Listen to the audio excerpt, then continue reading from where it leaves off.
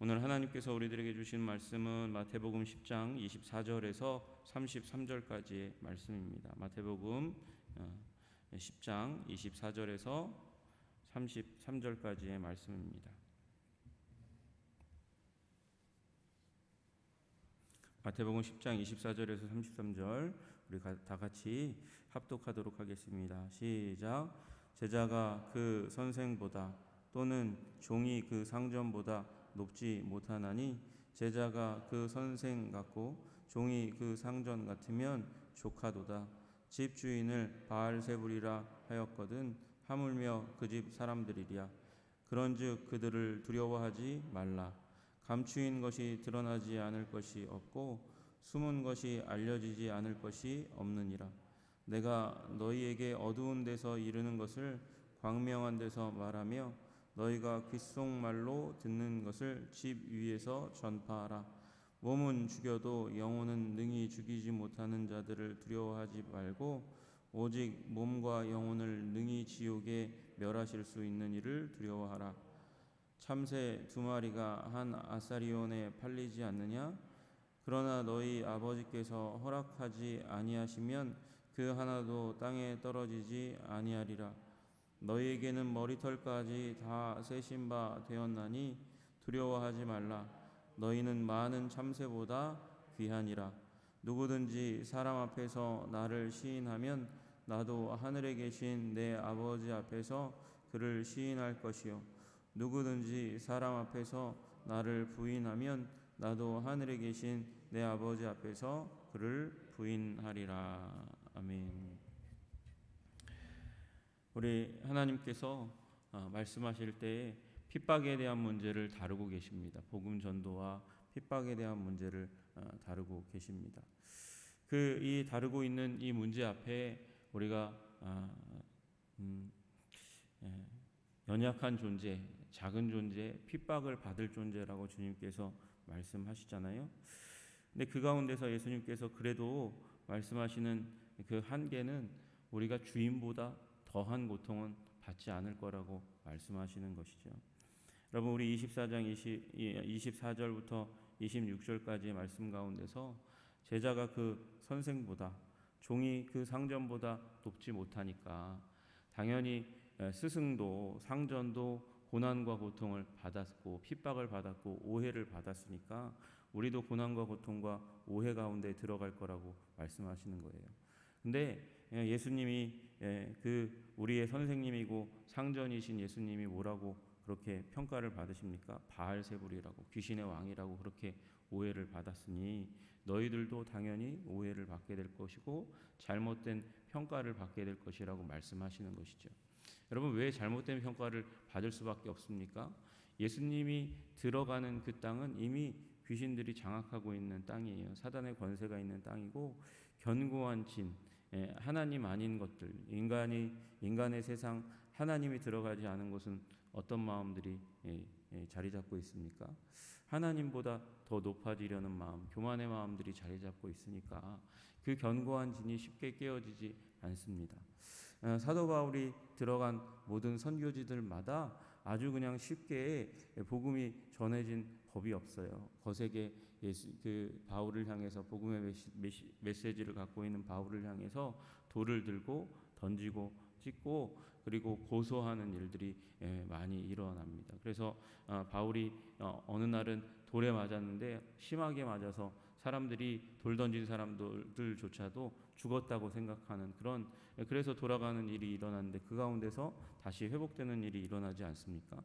우리 12명의 제자들 가운데 나중에 이제 유다가 죽고 그 자리를 대신 마띠아가 채웠지만 그 제자들 12명조차도 단 한 명 빼고 11명이 다 순교하는 일이 일어납니다.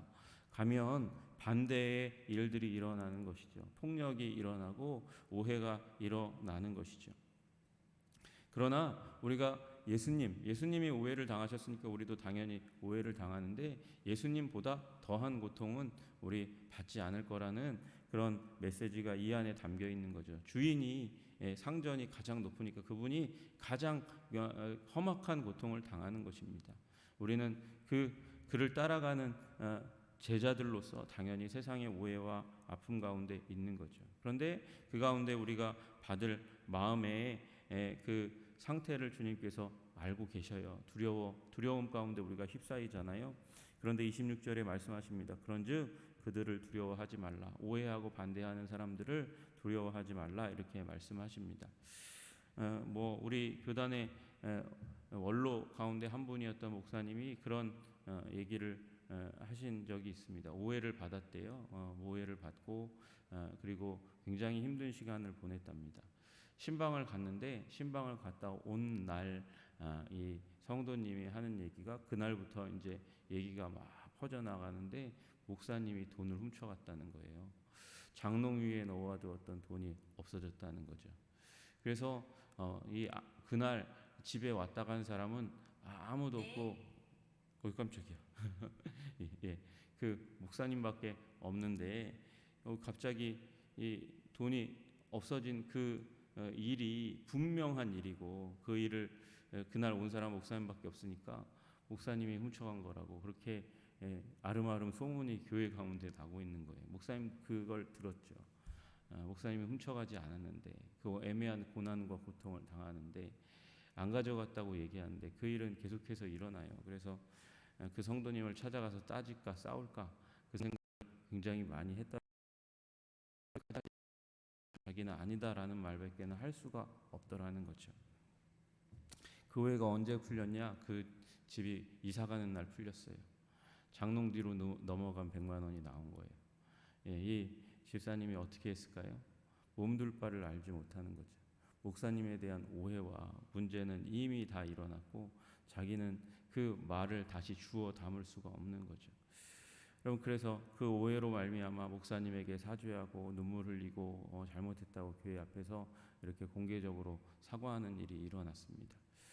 여러분, 우리 오해 당하는 일이 많이 있습니다.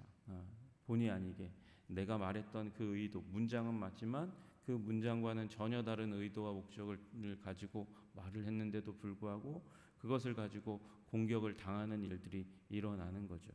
여러분, 그러나 그 가운데서 두려워하지 마시기를 주님의 이름으로 축복합니다. 우리가 바로 서 있으면 되는 거예요. 우리의 존재가 하나님 앞에서, 사람들 앞에서 정직하고 거룩하고 온전하게 서 있으면 그 문제를 이겨낼 수 있는 것이죠. 여러분, 우리 말씀이 26절 하반절에 보니까 감추인 것이 드러나지 않을 것이 없고 숨은 것이 알려지지 않을 것이 없느니라 그렇게 말씀하세요. 송곳을 주머니에 감추어도 송곳의 그 뾰족한 부분이 결국은 그 주머니를 뚫고 나와서 보여질 수밖에 없다는 우리 낭중지추라는 말이 있지 않습니까?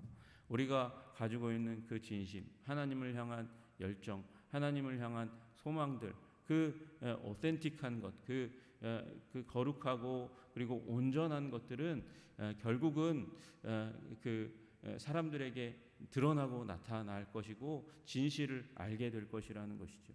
우리 예수 믿고 예수님을 전하면 저 예수쟁이들도 나한테 내 인생 가운데 뭔 짓을 하려고 저러나 이렇게 생각하는 세상의 사람들이 많이 있습니다. 여러분, 그 진심이 진심으로 받아들여지려면 끝까지 가야 되는 거예요. 끝까지 사심 없이 끝까지 진실되게 가야 하는 것이죠. 한번 복음 전하고 그냥 흘러가면 안 되는 것입니다. 그 선교사님이 선교지에서 사역을 하는데 사역을 하는 그 가운데서 교회가 있잖아요. 교회 가운데서 사역을 하는데 그 앞에 있는 상점에 있는 분이 끊임없이 선교사님을 향해서 루머를 퍼뜨리고 그리고 나쁜 사람이라고 얘기하는 거예요. 지가 언제 나를 봤다고 자꾸 나쁜 사람이라고 그러고 나에 대해서 루머를 알지도 못하는 사람이 루머를 퍼뜨리나 그러고 답답하고 안타까웠는데 나중에 그 원인에 대해서 생각하다가 알게 되었어요. 그 원인이 뭐였냐면 그분이 예수님 전하는 선교사라는 걸 아는데 자기한테는 와보라고 얘기한 적이 없는 거예요.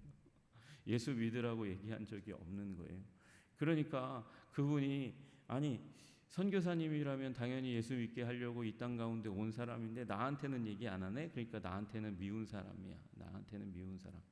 여러분, 우리가 오해받는 이유가 예수님 전에서도 오해받지만 예수님 전하지 않아서도 오해받고 미움을 당한다면 예수님 전하고 미움받는 게 낫죠. 예. 우리 왜 주님께서 그 일을 원하시는 거니까. 여러분, 우리가 감추인 것이 드러나지 않을 수 없고 숨은 것이 알려지지 않을 것이 없습니다. 결국 우리가 예수 믿는 것조차도 숨길 수 없는 거예요. 우리가 예수 그리스도의 사람이라면 예수님 믿는 것을 숨길 수 없는 거고요. 또 우리가 정말 진실되고 거룩한 사람이라면 그 진실과 거룩도 결국은 숨길 수 없는 것입니다. 그 본질에 대해서, 나의 본질에 대해서 내가 바로 서는 것, 내가 doing, 행동은 바꿀 수 있을지 몰라요. 임기응변으로 어떤 상황 가운데서 어떤 행동을 잘 보이려고 할 수 있을지 모르지만 결국 그 사람의 존재는 변화시킬 수 없고 바꿀 수 없는 거거든요. 자주 그런 생각을 하게 됩니다. 제가 살아가는 가운데 어떤 문제가 일어나면 그 사람이 왜 이 일에 실패했고 이 사람이 어떻게 이 일 가운데 승리했을까? 결국 바라보면 그 사람의 사람됨이 문제인 거예요. 다른 사람들이 저 사람은 분명히 그 일을 할 수 있을 거예요, 그렇게 얘기하는데도 불구하고 어느 시간이 지나가지고 그 일에 실패하잖아요. 그리고 그 실패한 원인을 다 따져보면 여러 가지 원인들이 있는데, 주위에 여러 가지 원인들이 있는데 본인이 그 일을 감당하기에 문제가 있으니까 결국 자신의 문제로 거기에서 넘어져서 실패하는 일들이 일어나더라는 것이죠. 여러분, 그러므로 우리가 행동, doing에 집중하는 것보다 더 본질적으로 being, 존재에 대해서 질문을 가지고 나는 어떤 존재인가, 주님 앞에 나의 존재를 계속해서 드리며 주님께서 나의 존재를 변화시켜 주시도록 위해서 기도해야 하는 것이죠. 여러분, 우리 에릭 프롬이 소유냐 존재냐라는 책을 썼어요. 여러분, 소유가 나의 인생을 바꾸는 게 아니고요, 나의 존재가 나의 인생을 변화시켜 가는 거거든요. 나의 존재가 변화돼야 하는 거예요. 나의 존재를 변화시켜 줄 수 있는 세상에 많은 요인들이 있다고 얘기하지만 여러분, 나의 존재를 바꾸어 주는 것은 우리에게는 예수님밖에 없는 줄로 믿으시기를 주님의 이름으로 축복합니다. 주님께서 나의 존재를 바꾸어 주셔야 내 존재의 변화를 통해서 하나님의 일을 하고 주님께 영광 돌리는 인생을 살아갈 수 있는 거죠. 애매히 고난을 받는데 나의 존재가 주님 앞에 바로 서 있으면 여러분, 그 고난은 쉽게 지나갈 것입니다. 그러나 여러분, 우리의 존재가 변화되지 않았다면 그 문제는 여전히 내 삶에 남아있고 다른 문제가 와도 그 문제가 나를 넘어뜨리고 부서뜨리고 무너지게 하는 일들이 일어날 거거든요. 여러분, 그러므로 주님 앞에서 우리의 존재를 변화시키는 여러분 되시기를 주님의 이름으로 축복합니다. 그 존재적 변화를 기초로 해서 복음을 전하라는 것이에요. 27절에 내가 너희에게 어두운 데서 이르는 것을 광명한 데서 말하며 너희가 귓속말로 듣는 것을 집 위에서 전파하라, 이렇게 말씀하세요.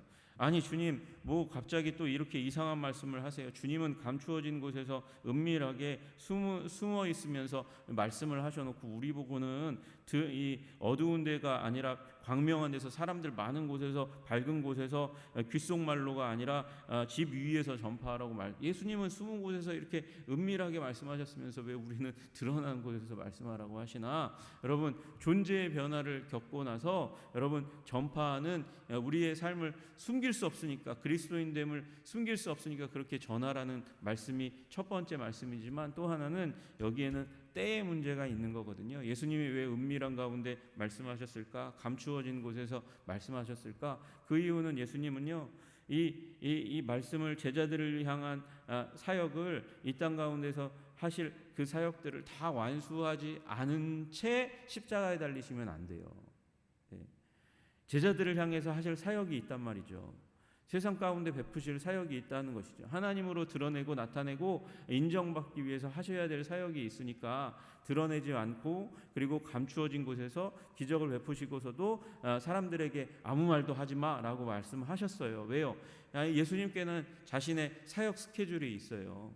3년 동안 공생애를 살고 나서 그 다음에 십자가에 달리는 게 예수님의 목적이니까 그 전까지는 감추는 거예요. 그 숨은 곳에서 제자들을 훈련시키는 거예요.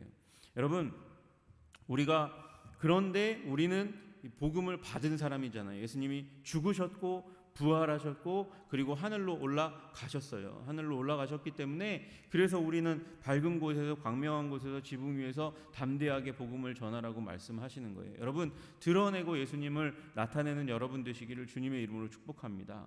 숨어서 복음을 예수님을 드러내고 나타내는 그 삶을 사는 게 더 훨씬 힘들고 어려운 일이에요. 직장 가운데 가서도 누구에게도 오히려 나는 예수 믿는 사람입니다. 나는 예수 믿기 때문에 이런 일은 할 수 없습니다. 그러나 그럼에도 불구하고 나는 예수님이 주시는 진심으로 이 회사를 위해서, 이 공동체를 위해서 최선을 다해서 내가 할 수 있는 일을 예수님의 마음을 가지고 할 것입니다. 그런 마음들을 자꾸 표현하셔야지 여러분의 삶 가운데 자꾸 유혹의 요소가, 강요의 요소가 사라지게 되는 거예요. 여러분, 예수 믿는데도 불구하고 내 진심이 변화되지 않으면 장부 잘못 적고 잘못 적으라고 얘기하는 지시에 그냥 질질 끌려다니고 악한 일을 하라 그래도 묵묵부답하면 정말 저 사람이 예수 믿는 사람이 아니구나라고 사람들이 평가하고 그리고 계속 이용해 먹는 거죠. 여러분, 그리스도인이 그래서 더 비참할 수 있는 거예요. 세상 사람들은 오히려 여러분 약삭 발라서 내가 책임질 일 안 하겠다고 숨어서 그 마음의 결단을 가지고 사람들을 이용하거든요. 그러면 그 자리 가운데서 마음은 착한데 쉽게 흔들리는 갈대와 같은 그런 주님을 고백하지 못하는 존재가 아직 주님 앞에서 굳게 서지 못한 사람들에게 자꾸 잘못된 일을 시키는 일이 일어나는 거죠. 여러분, 그 자리 가운데서 일어나 나오시기를 주님의 이름으로 축복합니다. 존재가 변화되어서 거룩하고 온전한 존재로 주님을 드러내는 그 자리 가운데 서 있어야 될 줄로 믿습니다. 드러내셔야 돼요. 드러내셔서 그렇게 복음을 전하라는 것이죠. 여러분, 우리 삶에 정말 두려워해야 할 사람들이 우리의 위에 있는 상사가 아니에요. 내 승진권을 붙잡고 있는 사람 있을지 모르지만 그 사람이 나의 인생을 주관하는 것처럼 보이고 내 승진을 주관하는 것처럼 보이고 내 연봉을 주관하는 것처럼 보이나 그러나 그 사람 위에 있는 하나님을 바라보셔야 하는 거죠. 몸은 죽여도 영혼은 능히 죽이지 못하는 자들을 두려워하지 말라고 말씀하시고 오히려 우리 몸과 영혼을 능히 지옥에서 멸하실 수 있는 이 하나님을 바라보고 하나님의 그 주권, 그 손길을 바라보면서 주님 앞에 여러분, 우리가 살아가는 자세, 두려움이 있어야 돼요. 주님 앞에 두려움을 가지고 그 온전한 삶을 살아가는 그 자리 가운데 나아가시는 여러분과 제가 되기를 주님의 이름으로 축복합니다. 그 사람이 나의 인생을 쥐락펴락하는 것 같아도 결국 우리가 하나님께 사로잡혀 있으면 내가 승리하는 거예요. 내가 승리하고 그 사람은 여러분 최종적으로는 그 사람은 이 세상 가운데서 아무리 승승장구한다 할지라도 하나님의 심판대에서 멸망의 길로 가는 거잖아요.